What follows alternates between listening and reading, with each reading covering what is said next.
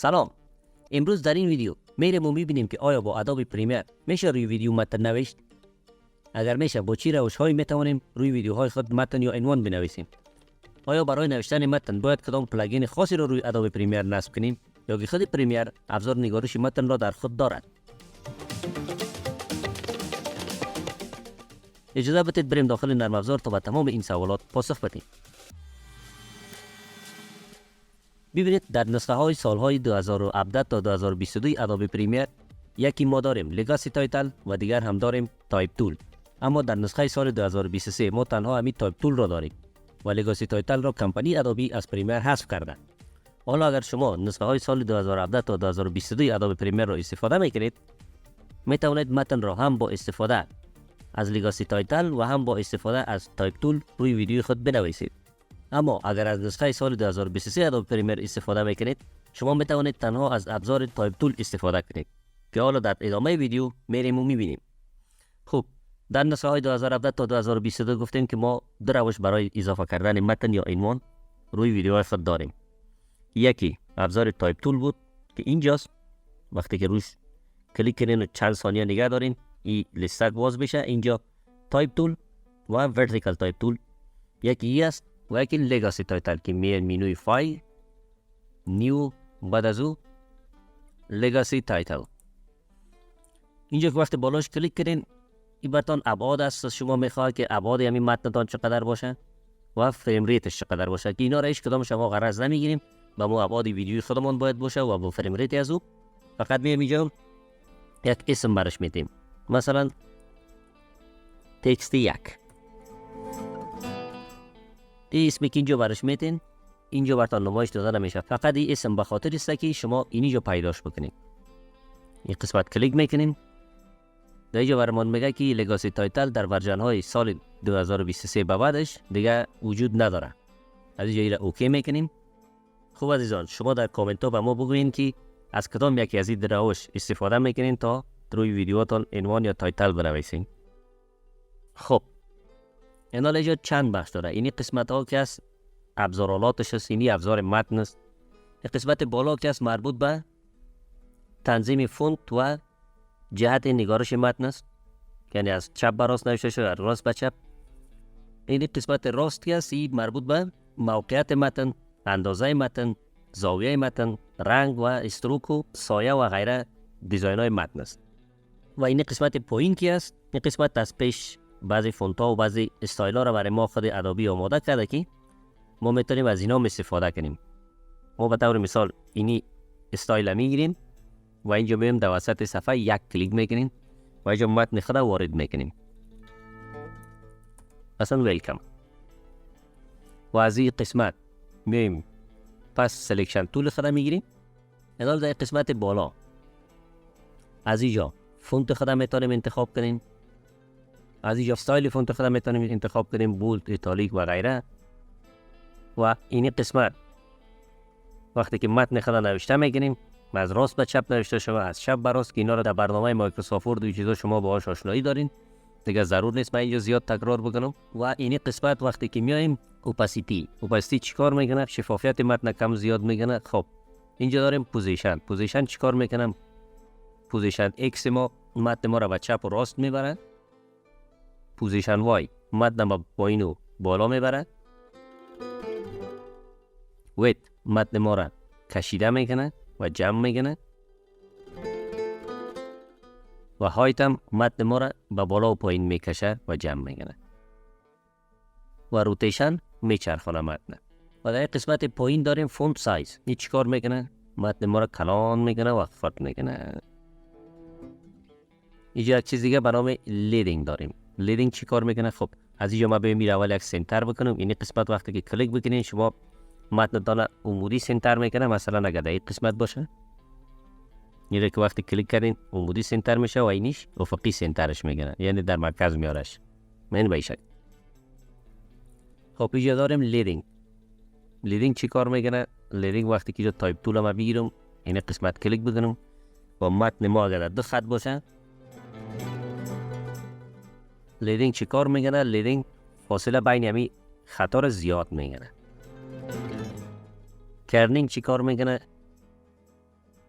کردنگ مثلا اینجا میگیم که فاصله بین ال و سی رو برای ما زیاد بکن. تنها فاصله بین دو حرف برامون زیاد میکنه به این شکل. و یا ای که میگیم کم بکن، کم میکنه دو تا رو به هم میچسبونه، حتی یکی روی دیگه میبره. و این جهتی دیگه داریم ترکینگ. ترکینگ چیکار میکنه؟ ترکینگ تمامی حروف ها را یکی از دیگه دور و نزدیک میکنه. بیسلاین شیفت ما چیکار میکنه؟ فرض کنیم اینی خط مرکزی ماست که متن باید بالای از همین خط نوشته شود. وقتی که بیسلاین شیفت ما کم زیاد بکنیم، همین متن ما را از او خط بالا میبره و پایین میبره.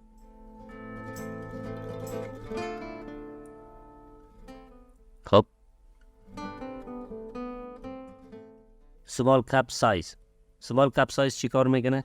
وقتی که کلیکش بکنیم حرف اولی کلمه یا جمله ما را با حرف کلان انگلیسی میمونه و سایزش بزرگتر میکنه.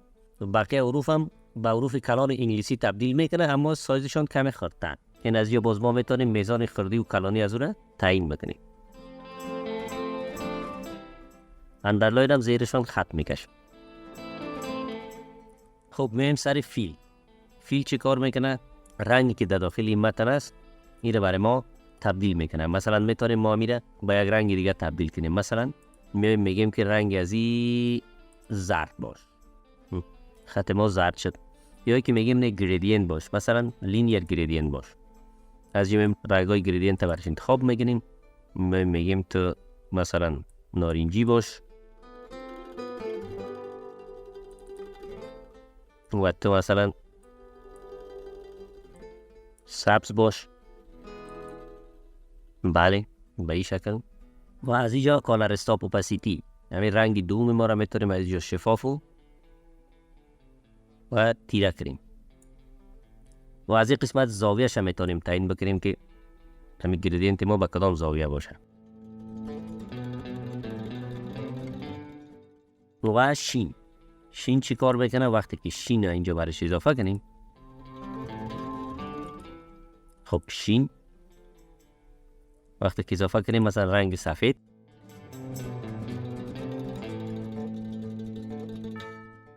سایزش مثلا کلان بکنیم، یک نوع جلا یا درخشش در وسط متن ما ایجاد میکنه.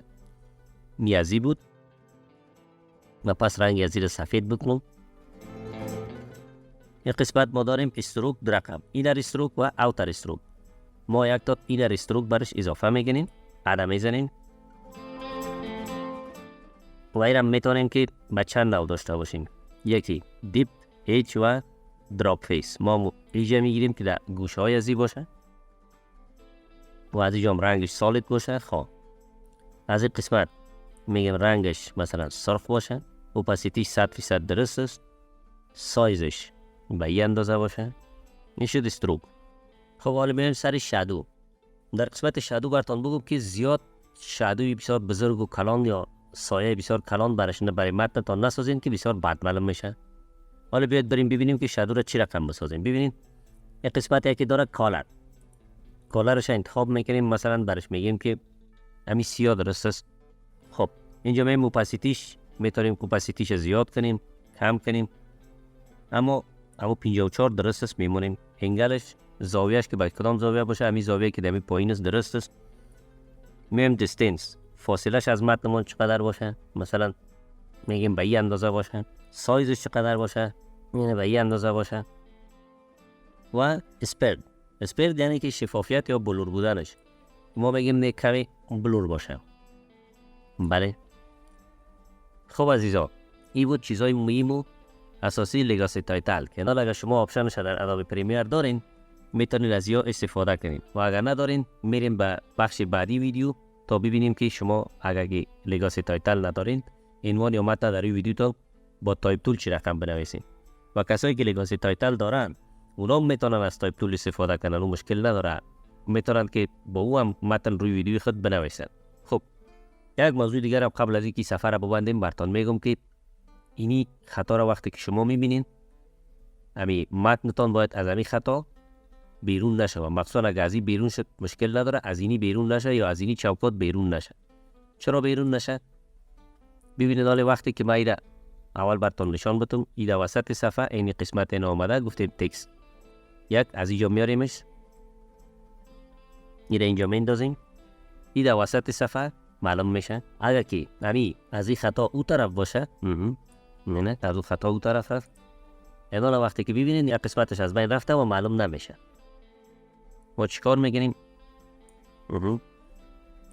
خب این رو پس سنتر میگیریم و یک کار دیگه هم قطعی، دو کار دیگه هم میتونیم با لگاسی تایتل بکنیم. مثلا اینجا میاییم، این رو میگیم نیو استایل، نامش رو میمونیم مثلا مای تکست. اینجا بالای اوکی که کلیک کردیم، این تکست ما ذخیره میشه. هر زمانی که ما اگر خواستیم که از همین استایل جور کردگی خودمون استفاده کنیم، ضرور نیست بریم از این قسمت های را از سر بسازیم، فقط اینجا کلیک میکنیم و همون استایل برای ما میده. و یک موضوع دیگه که اگر خواستیم به اساس همین چیزی که اینجا ما درست کردیم یک تایتل دیگه بسازیم، این قسمت کلیک میکنیم و یک تایتل جداگانه دیگه پس میتونیم بسازیم بدون از اینکه ما از سر همین تمام تنظیمات انجام بدیم. وقتی تایتل ما کجا میاد؟ این قسمت که در اول ویدیو که وقتی نام برش مونده میاد، اون نام اینجا برای ما کاربرد داره که از اینجا این تایتل خود پیدا کنیم و کش کنیم اینجا بیاریم. خب دوستان، تا اینجا چطور بود؟ آیا چیزی جدیدی آموختین؟ اگر چیزی جدیدی آموختین لطفاً ویدیو را لایک کنید، با دوستانتون به اشتراک بگذارین، نظریاتتون را در کامنت ها بنویسین، چینل را سابسکرایب کرده، زنگوله کنارش هم فشار بدین تا به محضی که ما ویدیو جدید اپلود کردیم به شما برسه. خب این بود از لگاسی تایتل. حالا میریم بالای تایپ تول. تایپ تول ما چیکار میکنه؟ وقتی که اینجا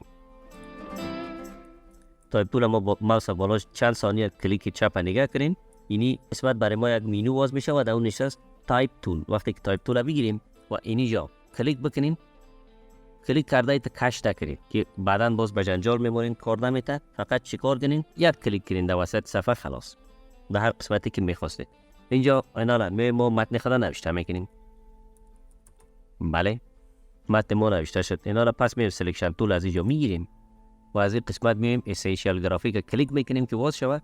و اگر اسنشیال گرافیک برای شما باز نبود، میایم منوی ویندو و از اینجا تیکش میزنین، براتون پیدا میشه. خب اینجا اینا ما بعضی ابزارها داریم.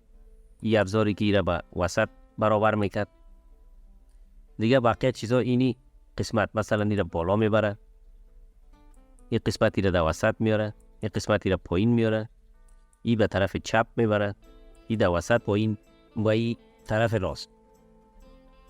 و اگر بخوایم توسط از این سنتر کنیم، باید که اینی را بزنیم و این را بزنیم، این میشه سنتر. و این چیزهای دیگه خودتان برین و جستجو کرین و بیافین که چی کارا را میگنن. این قسمت او چیزهایی بود که کلش در او لگاسی تایتل براتون تشریح کردم که فاصله بین حروف ها را زیاد میکرد و چی میکرد دیگه، فاصله بین خطا را زیاد و کم میکرد یا فاصله بین دو حرف زیاد میکرد، لیدینگ و کردینگ و ترکینگ. از این قسمت میتونین اندازه متنتان بزرگ و کوچک بکنین. اینا را ببینید وقتی که کوچک است در مرکز است، اما وقتی که ما را بزرگ بکنیم این به گوشه تصویر میره، یعنی از این نقطه‌ای که اینکر پوینتش است از همینجا بزرگ میشه. اگه بخوایم که کار نشه چی کار میکنیم؟ این قسمت میایم اینا کلیک میکنیم و از اینجا میایم دوباره اینا سنتر میگیم. یعنی وقتی که ما را بیایم سایز خطش بزرگ بکنم، این در وسط بزرگ میشه. خب از اینجا میتونیم فونت خط تغییر بدیم. یک فونت دیگه مثلا بگیریم، اریال نارو به اریال تبدیل شد فونت خط ما. خب این قسمت داریم فیل، بیایم اینجا فیلش هم میتونیم مثلا گریدین بگیریم، لینیر گریدین، و از اینجا میایم رنگش انتخاب میکنیم، به طور مثال سبز، و این طرف دیگه به طور مثال میگیریم آبی روشن. و وقتی که اوکی کردیم یک گریدینت بسیار زیبا و معقول برای ما میسازه. اینجا میایم دیگه چی داره؟ استروک. وقتی که استروک کلیک کنیم اینجا میتونیم میره استروک بتیم برش. بیاین ما پس از حالت گریدینت خارج کنم، سفیدش کنم. وقتی که استروک بتیم برش مثلا استروکش میگیریم سرخ، از اینجا میگیریم میره به این اندازه باشه. از اینجا میتونیم برش بک‌گراند بتیم، مثلا بک‌گراند آبی، اینی اوپاسیتی بک‌گراند است. از اینجا که بک‌گراند ما کلان باشه یا خرد باشه اوست و از اینجا اگر لبهاش خواستیم گرد کنیم هم میشه، چون ما برش بک‌گراند نمیتیم یا البته بالات خودش باشه. و بخش دیگهش که هست شادو، اینجا میتونیم برش شادو بتیم. خب شادو اینجا معلوم نمیشه. خب چیکار میکنیم؟ این را بیایم بالا یک بک‌گراند دیگه پرتیم، شادو را اینجا بسازیم. الان میگیم شادو. از اینجا میتونیم رنگ شادوی خود انتخاب کنیم، مثلا میگیم سیاه باشه. این قسمت کم کم برای ما شادو یا سایه انداخت. از اینجا زاویهش انتخاب میکنیم، مثلا میگیم که بین به زاویه باشه. و از اینجا فاصلهش هم میتونیم تعیین بکنیم، فاصلهش چقدر باشه، از متن ما دور باشه یا نزدیک متن باشه، میگیم نه به اندازه باشه. خب و از اینجا اندازه شادوی خود میتونیم تعیین بکنیم، بزرگ باشه یا کوچک. ما میگیم به اندازه باشه. زیاد سایه بزرگ و کلان نتین که متنتان بد معلوم میشه. و از این قسمت هم میتونیم که را بلور بسازیم. این را منوانی که توسط تایپ تول ما در ادوبی پریمیر نوشتیم. خب اینا را میتونیم که انیمیت بکنیم. بله میتونیم. چطور میتونیم؟ میایم در افکت کنترل، این را انتخاب میکنیم. از این قسمت میایم این را در اون جایی که انیمیشن ما باید شروع شود میاریم. این قسمت اسکیل را میزنیم و از اینجا اسکیلش را میزنیم 0. کمی پیش میبریم و پس دوباره اسکیلش را میگیریم 100. اینجا اگر انیمیشن برای ما درست کرد. و این دیگه هم همچنان اینجا میایم بالاش کلیک میکنیم و این قسمت و اینجا یک گزینه به نام تکست داره. میره که وقتی کلیک کردیم و این آوریم، اینجا یک گزینه به نام ترانسفورم داره. اینجا پوزیشن، اسکیل و چیزا را داره. اینجا روتیشن. ما میگیم که از امی اول که آمدی اینجا یک کی فریم برات میتیم تا این قسمت برای ما یک چند چرخ بزن.